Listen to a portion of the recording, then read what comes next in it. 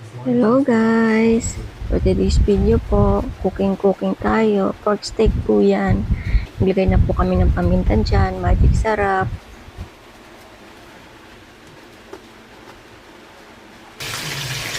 Tapos nagprito na din po.